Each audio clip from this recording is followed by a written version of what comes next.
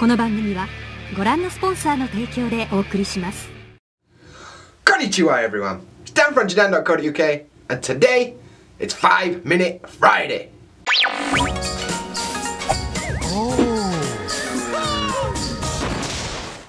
Cheers for finding my video everyone, I appreciate that.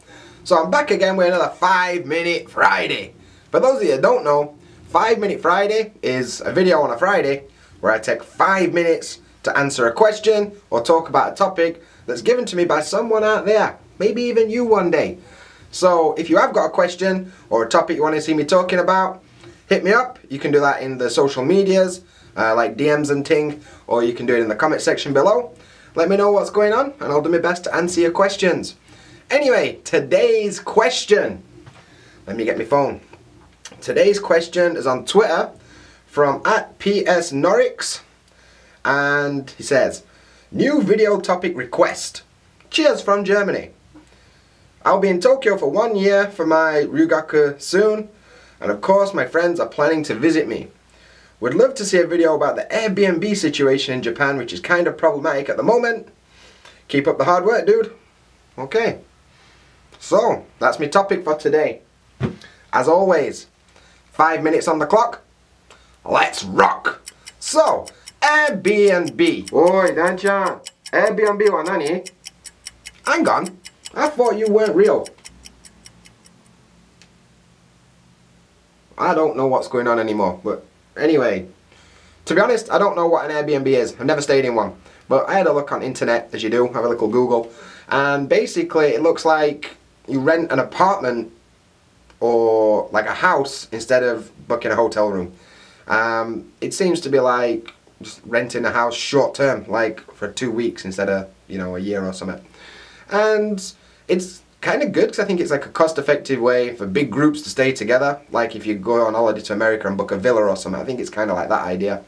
And it means that people who've got spare houses just like rent them out, like whatever, do what you want. Which is cool for travellers. It's a cheap, effective way to do it and super popular. Lots of people use Airbnb, so it's obviously doing something right. But in Japan, things just got a bit complicated. Well, Dan Pan Man, the reason things got a bit complicated is that government has had a bit of a meh. They've like turned around and been like, nah, I'm sick of this. I'm sick of your lot and your Airbnbs and your hoodies and your Nintendo Switches. I'm sick of it. I've had enough. So they changed law.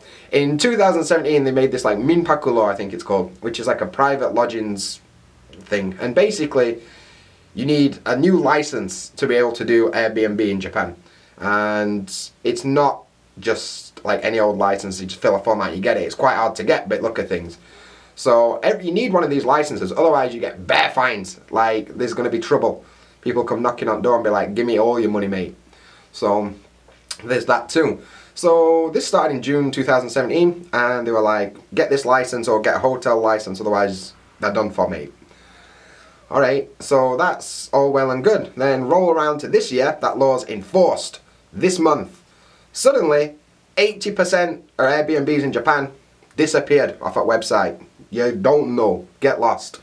And that's a bit problematic, isn't it? Like, it's a bit weird because more and more people are coming to Japan these days, and with Tokyo Olympics coming up, like more and more people are coming, and they were like, yeah, let's get rid of loads of accommodation for people. Know what? I don't know. But that's what happened. So basically these laws were enforced. Airbnb and other Airbnb websites were forced to get rid of 80%, which is around 50,000 listings off the websites for, you know, people who are trying to book Airbnb. Which is like, oh, fair enough. Which could be a problem if you're coming to Japan in a few weeks and suddenly your listings have disappeared. What they reckon you should do is like log out of Airbnb, check the website, see if it's still listed, and contact the person who's supposed to be doing your Airbnb and see what's going on. Because not only have they removed all the listings that are illegal, they've also basically turned around and cancelled everyone's reservations for them things. So you might be in trouble. So double check all that stuff. The upshot of this is people are trying to get the licenses now and it's going to go back up eventually. But right now, I would not recommend Airbnb in Japan. It's too much of a mess. Nobody really knows what's going on. And yeah, don't risk it, man. There's plenty of other places to stay in Japan. Like, you could, depending on your budget and stuff, you could stay in capsule hotels, or you could stay in like a business hotel. Business hotels are pretty cheap and they've got a bed, you don't need much. You could also stay in a love hotel if you're so inclined. Or you could stay in like a ryokan or something like that, like a traditional Japanese inn. So there are plenty of options. I mean, they might be a bit more expensive than an Airbnb, but there are other ways. And like legit, if you're stuck and you can't find anywhere to sleep, go to karaoke overnight and just sleep in a karaoke room, or like a manga cafe or an internet cafe. It's not comfortable, but if it'll see you over for one night and it's relatively cheap, so there's always that option too. Yeah, so I hope that answers your question, dude. It's something I haven't got any experience about myself, so I did my best for you. Anyway, that's the end of today's video for 5 Minute Friday. As always, I want to invite you to send me questions or topics to talk about on Twitter, Facebook, Instagram, on here. Just let me know, because these videos are hard to make when nobody sends me a request. So even if you've got a little question or a silly question, let me know. I'll try my best. Today's question is, have you ever stayed in an Airbnb? What were it like? Because I don't know. Let me know. Comment section below. And don't forget, got hashtag JaDanFam on Patreon. Go check us out, JaDan Dan on Patreon. Well, that's it for today.